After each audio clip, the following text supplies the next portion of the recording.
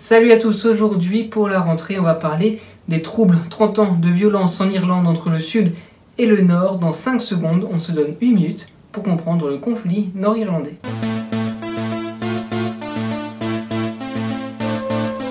En 1921, l'Irlande est divisée en deux. La République d'Irlande, au sud, indépendante et majoritairement catholique, et l'Irlande du Nord, possession du Royaume-Uni, majoritairement protestante. Ces troubles commencent en 1968 quand les catholiques du Nord manifestent pacifiquement contre les discriminations dont ils disent être les victimes, une manifestation violemment réprimée. Cela continue pendant quelques mois avec une répression toujours plus forte. Les premiers attentats surviennent l'année suivante contre les catholiques dans le but de faire taire ces manifestations. L'un des événements les plus célèbres de cette période, c'est le Bloody Sunday, 30 janvier 1972, Derry, l'armée britannique réprime à balles réelles une manifestation catholique pacifique, bilan 14 morts. En réponse à cela, l'IRA, l'armée républicaine irlandaise provisoire, une organisation paramilitaire indépendantiste d'Irlande du Nord, fait exploser 7 mois plus tard, le 21 juillet, 22 bombes dans Belfast, bilan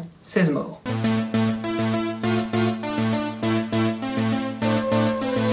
Le Royaume-Uni enferme les catholiques attrapés. Regroupés principalement dans une même prison, ils organisent plusieurs grèves de la faim pour sensibiliser l'opinion internationale. Celle de 1981 aura le plus d'écho sans pour autant faire avancer la situation. Plusieurs grévistes en sont morts.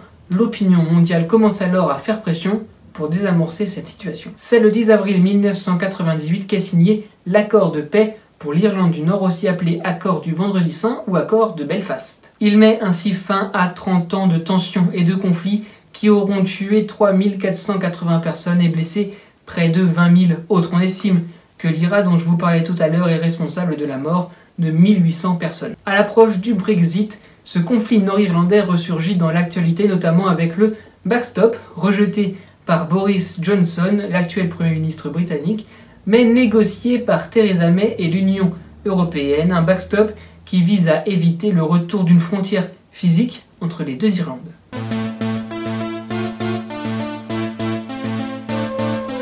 Voilà, en 1 minute, on en sait un peu plus sur le conflit nord-irlandais. Merci à tous d'avoir été au rendez-vous. On se retrouve très vite pour de toutes nouvelles vidéos pour cette saison 3 de Vincent Quête. Et d'ici là, soyez heureux, restez curieux.